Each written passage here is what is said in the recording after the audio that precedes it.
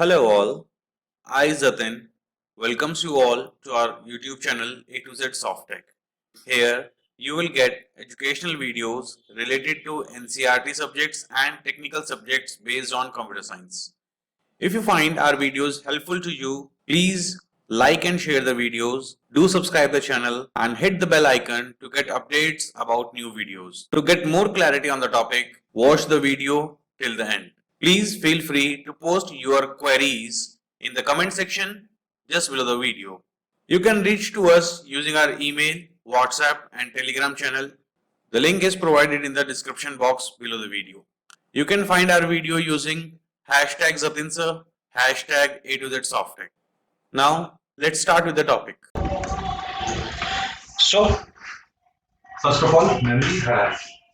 What is the meaning of hierarchy? Hierarchy means a sequence, an order, and the term memory means storage.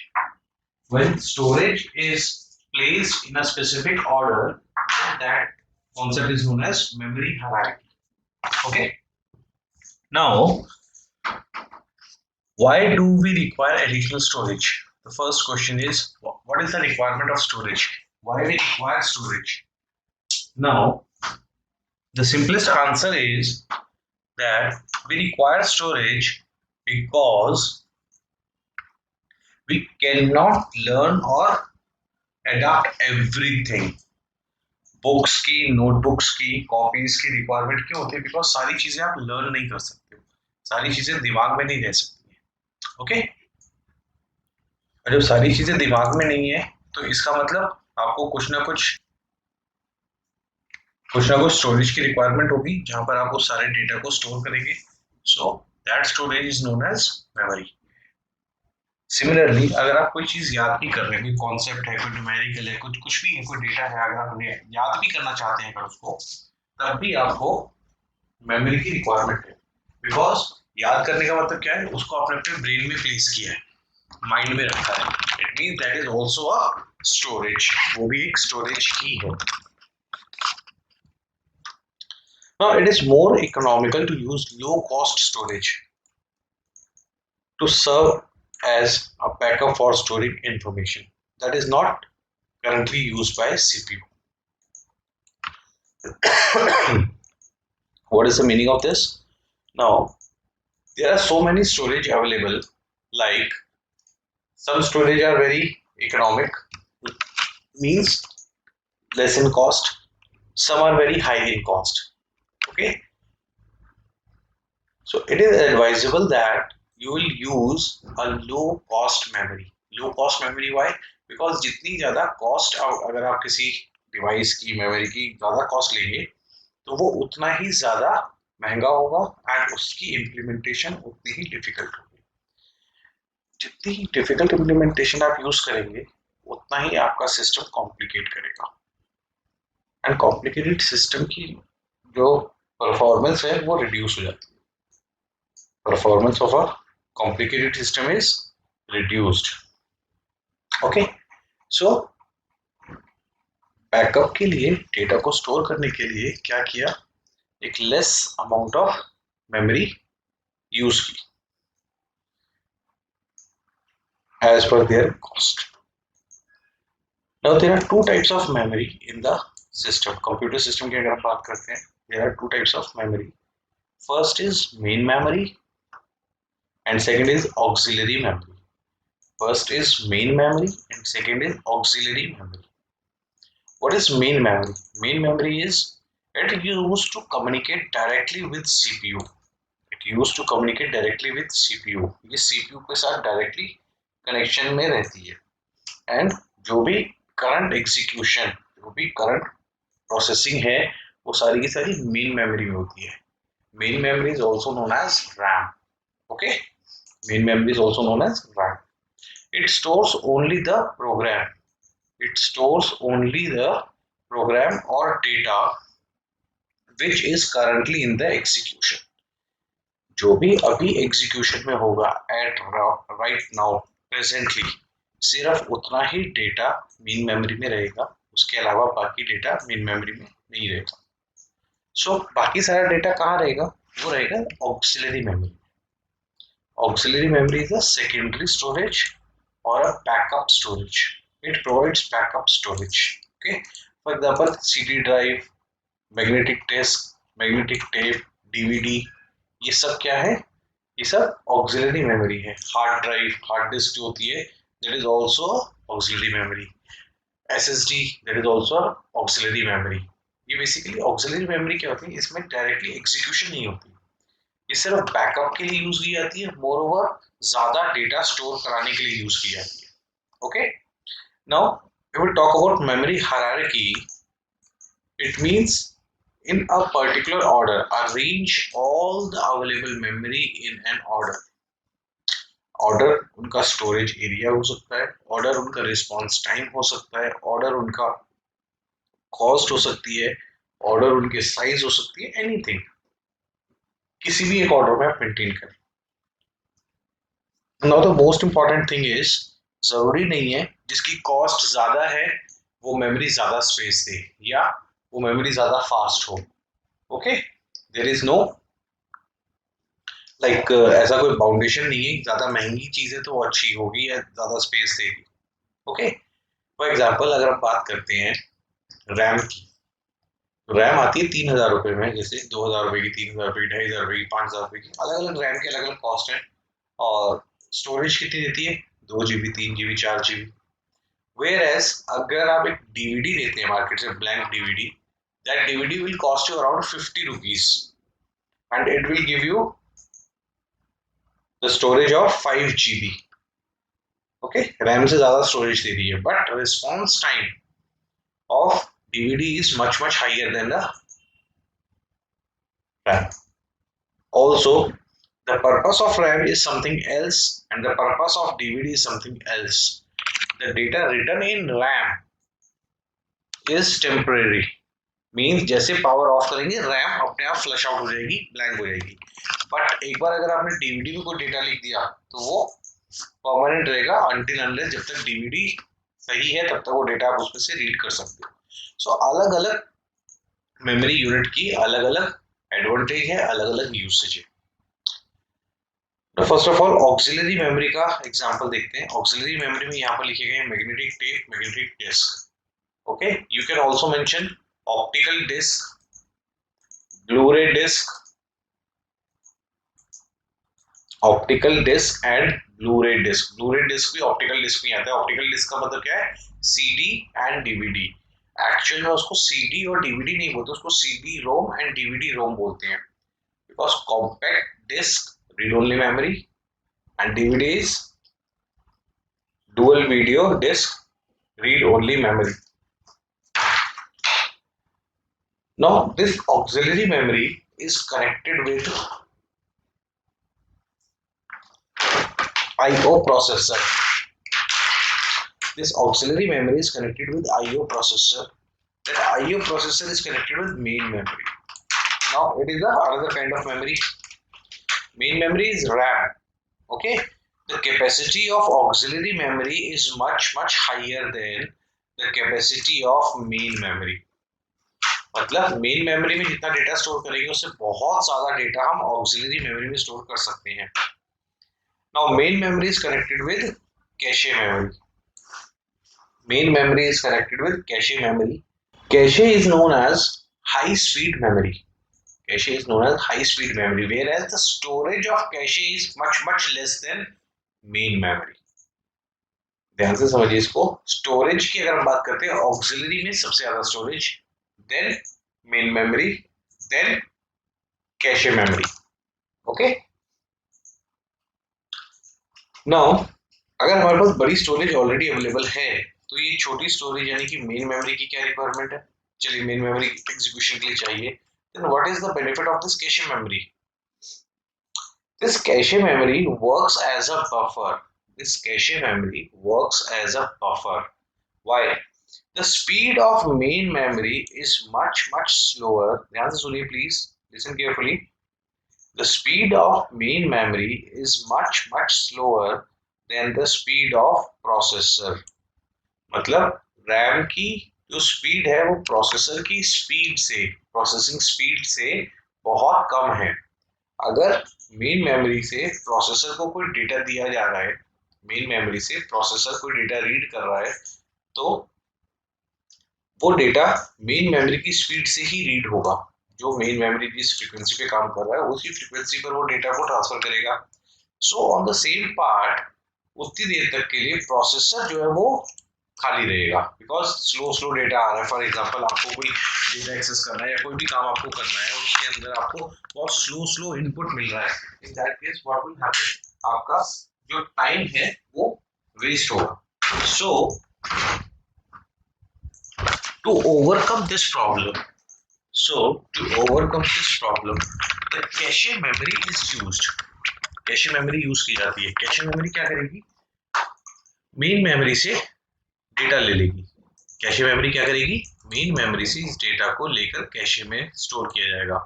थोड़ा थोड़ा data cache में आता रहेगा and cache जो है वो डेटा एक साथ प्रोसेसर को सप्लाई करेगी। नाउ जो स्पीड मिसमैच है मेन मेमोरी और प्रोसेसर में, तो वो स्पीड मिसमैच तो कैशे और प्रोसेसर में भी होगा नहीं। Why? Because cache is much higher speed, or the frequency of cache is much higher than frequency of main memory.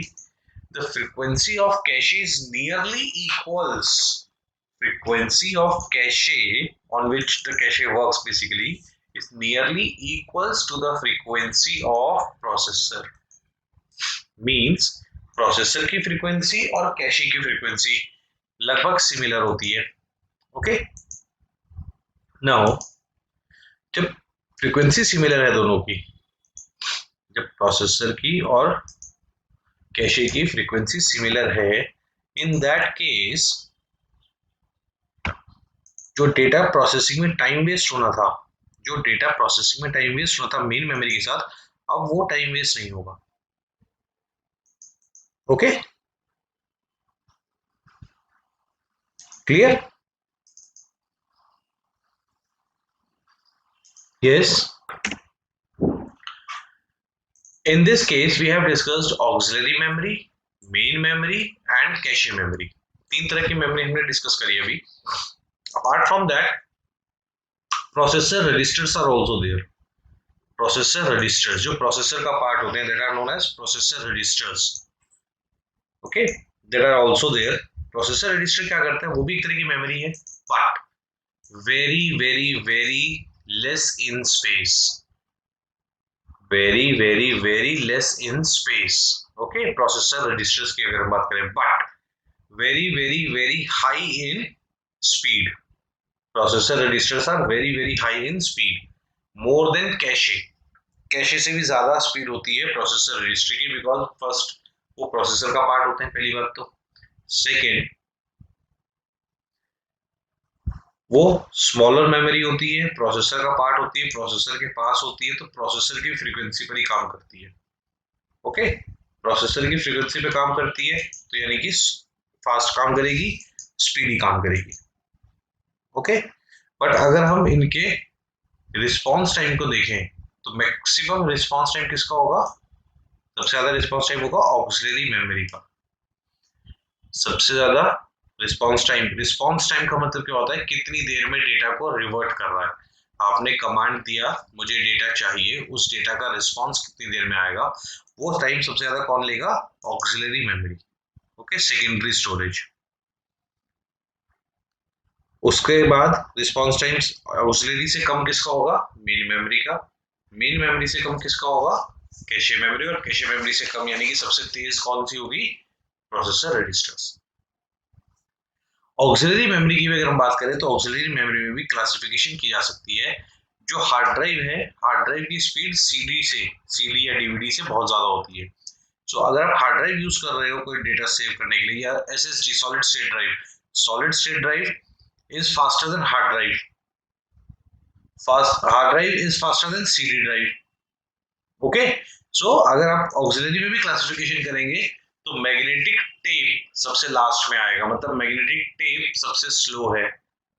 उसके बाद magnetic disk, optical disk, then hard disk, then solid state drive SSD.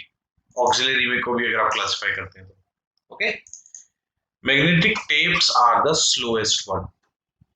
Example अगर हम बात करते हैं, जो audio cassettes आपने अगर देखी हो, audio cassettes that are made up by magnetic tape, sequential order में चलता था पहले। ऑडियो कैसेट्स में गाने होते थे, पहला गाना पूरा जाएगा तब दूसरा आएगा। उसके बाद सीडीज आई, डीवीडीज आई, वो रैंडम एक्सेस कर देती है आपको, जो सॉन्ग जो ट्रैक प्ले करना है डायरेक्टली उस पर क्लिक करो, वही वाला सॉन्ग वही वाला ट्रैक प्ले हो जाएगा। ओके। मैग्नेटिक डिस्क, ग्रामोफोन्स, बहुत बड़े बड़े जो ग्रामोफोन्स होते हैं उनमें जो ब्लैक कलर की डिस्क प्ले करते हैं, that is the magnetic disk. Also magnetic disk are in floppy drive, अगर फ्लॉपी ड्राइव आपने देखी हो तो फ्लॉपी ड्राइव में भी जो अंदर पतली सी ब्लैक कलर की फिल्म रहती थी, दैट इज मैग्नेटिक डिस्क, वो भी मैग्नेटिक डिस्क ही होती है। Okay. Now magnetic disk used as backup storage. After that, main memory. Now, main memory communicate directly with CPU with auxiliary memory. Main memory CPU और auxiliary memory से directly connect कर सकती है user IO processor, through IO processor, IO processor के साथ connect हो जाएगी। Okay. IO processor क्या करेगा बेसिकली, वो इनपुट आउटपुट मेंटेन करेगा। कहीं से आपको मेन मेमोरी से डेटा डालना है मैग्नेटिक टेप्स में, डिस्क से डालना है मेन मेमोरी में, तो वो सारा काम कौन देखेगा, input output processor. Okay. When program not residing in main memory, now for example you saved a program or any file in your auxiliary memory, चाहे वो हार्ड ड्राइव है, चाहे वो सीडी ड्राइव है, चाहे वो कोई भी ऑक्सिलरी मेमोरी है, और वो मेन मेमोरी में नहीं है, मतलब करंटली एग्जीक्यूशन में नहीं है, आप उसको एक्सेस करना चाहते हो। इट्स लाइक कोई सॉन्ग है, मूवी फाइल है, वो आपके हार्ड ड्राइव में पड़ी हुई है, अब आप उसको प्ले करना चाहते हो, इट मीन्स आप उसको करंटली एग्जीक्यूशन में डालना चाहते हो। So what will happen at that time, it will be copied from auxiliary memory to main memory, क्योंकि जब तक मेन मेमोरी में नहीं आएगा तब तक उसकी एग्जीक्यूशन स्टार्ट नहीं होगी। Okay. when program not residing in the main memory are required by CPU that they brought in an auxiliary memory, तो होगा क्या, जो प्रोग्राम जब तक मेन मेमोरी में नहीं है तो वो कहाँ रिसाइड करेगा, ऑक्सिलरी मेमोरी में। एंड अगर आप उसको एग्जीक्यूशन में डालना चाहते हो, इन दैट केस आपको वो प्रोग्राम ऑक्सिलरी मेमोरी से वापस मेन मेमोरी में लाना पड़ेगा। Okay. Now next is cache memory. What is the cache memory, very high speed memory used to increase the speed of processing by making current program and data available to CPU at a rapid rate. As I told you, cache memory होती है much much faster than main memory. ये main memory से data लेकर processor को देती है rapid rate.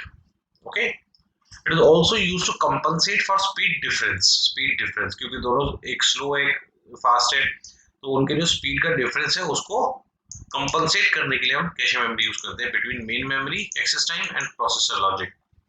Clear.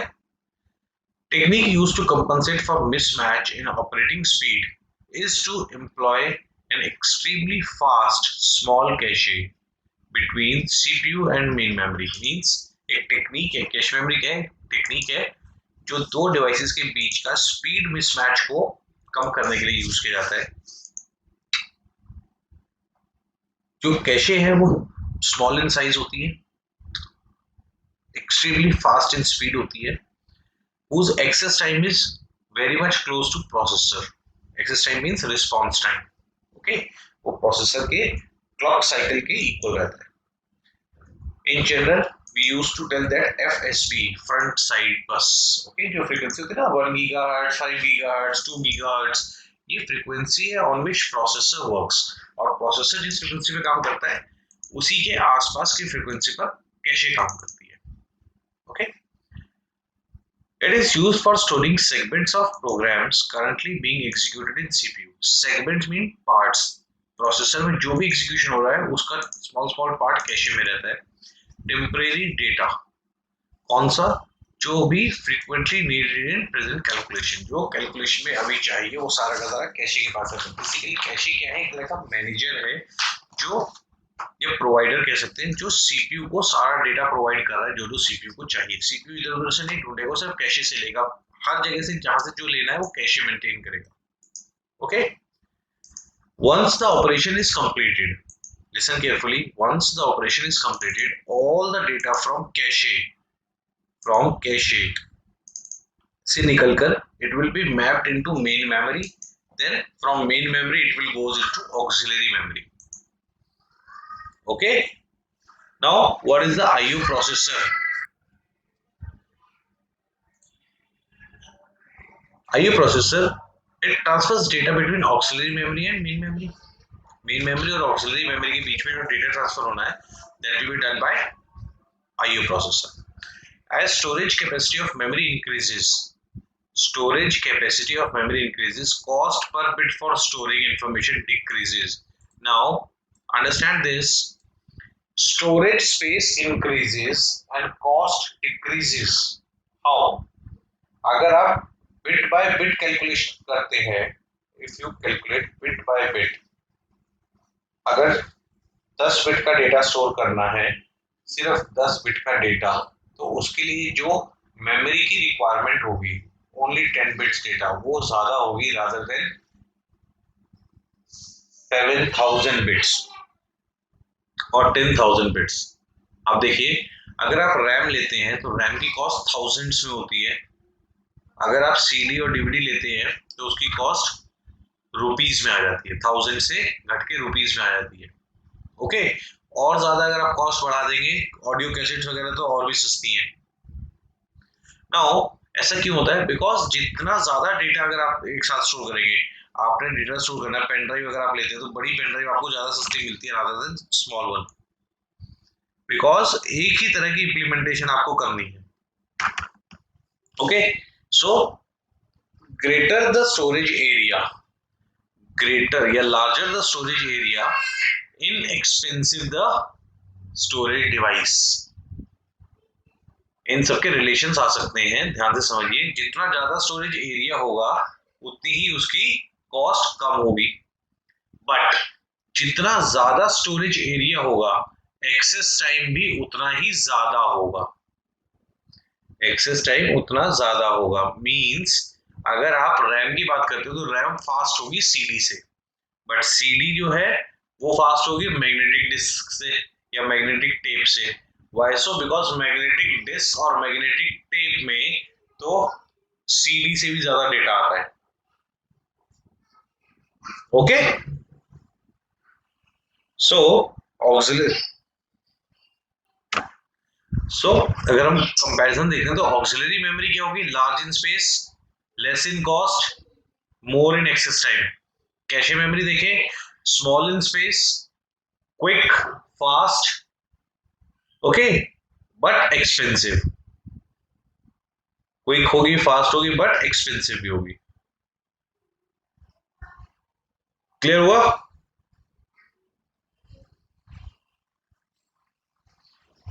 Next is memory access speed increases.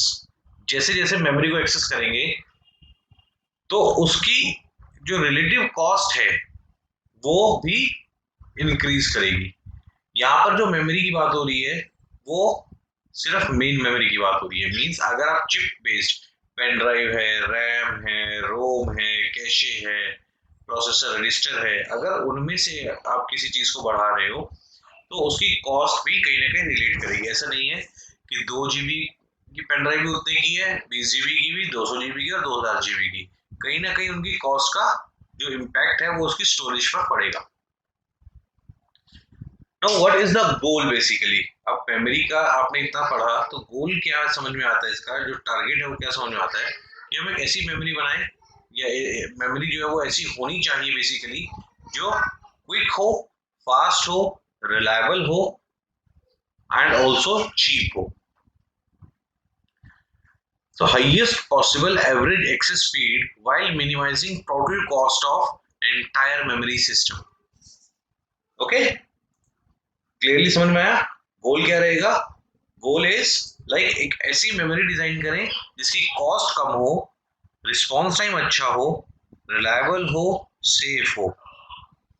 Sometimes you heard, अगर पहले आपने पेन ड्राइव्स या मेमोरी कार्ड्स की अगर हम बात करते हैं, मेमोरी कार्ड्स अगर आपको लेना हो, नहीं सैनडिस्क की पेन ड्राइव लेंगे, किंगस्टन की पेन ड्राइव लेंगे, व्हाई सो? बिकॉज आपको पता है कि उनका जो प्रोडक्ट है वो रिलायबल है. Okay, if you are investing some money in that, so वो आपका प्रोडक्ट इजीली खराब नहीं होगा. Okay, next is CPU cannot directly access to auxiliary memory. CPU auxiliary memory से डायरेक्टली कांटेक्ट में नहीं होता. व्हाई? बिकॉज CPU की स्पीड इतनी ज्यादा होती है कि उसको मेन मेमोरी भी बहुत स्लो लगती है, और मेन मेमोरी ऑक्सिलरी मेमोरी से तो बहुत ज्यादा फास्ट होती है. सो अगर CPU ऑक्सिलरी मेमोरी से डायरेक्टली डेटा लेने लगेगा तो CPU का बहुत सारा टाइम वेस्ट होगा. And CPU is the core और the costliest part of the system. सबसे ज्यादा कॉस्टली पार्ट सीपीयू ही है, और उस रिसोर्स को वेस्ट नहीं किया जा सकता. उस रिसोर्स को वेस्ट नहीं किया जा सकता. दैट्स व्हाई जो सीपीयू है वो ऑक्सिलरी मेमोरी से डायरेक्ट डील नहीं करता.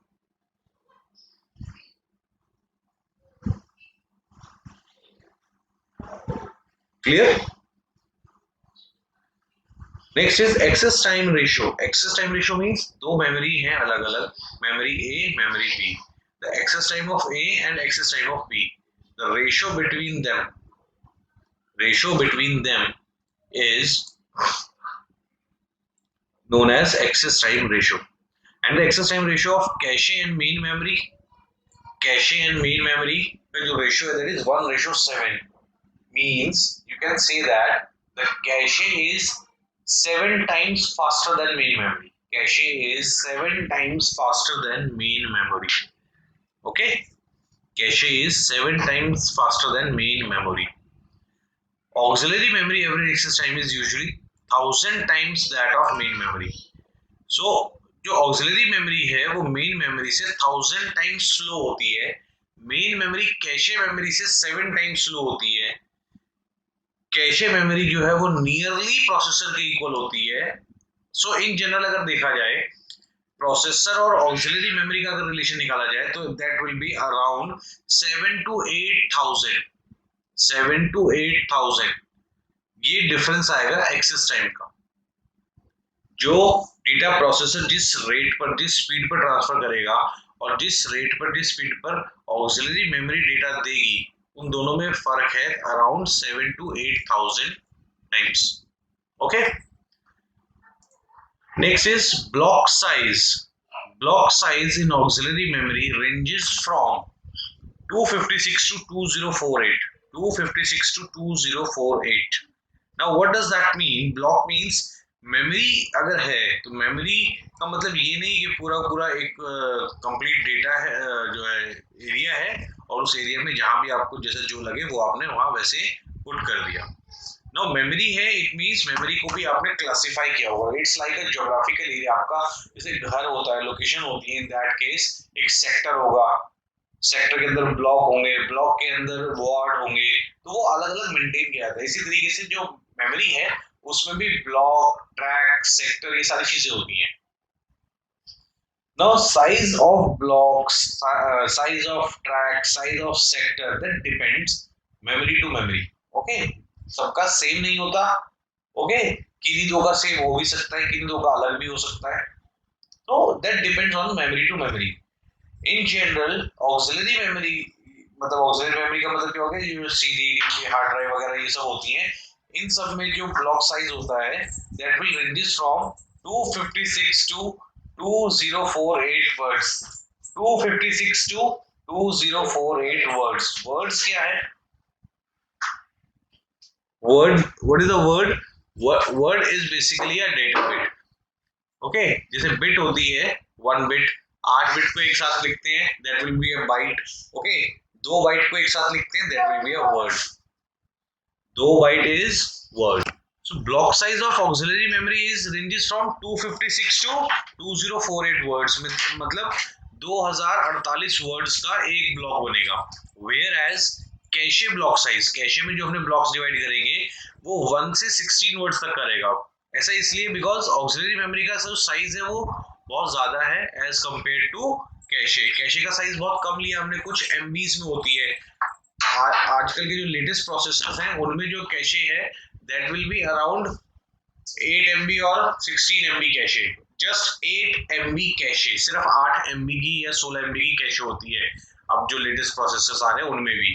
तो जस्ट थिंक कि पहले तो कितनी कम होती होगी। ओके, सो उस 8 MB 10 MB 16 MB पे जो है उसका ब्लॉक साइज वर्ड साइज उसी हिसाब से हम कम कर देंगे। ऑक्सिलरी मेमोरी के एक डिफाइंड एरिया में अगर 2000 वर्ड रख सकते हैं तो कैशे मेमोरी में सिर्फ 16।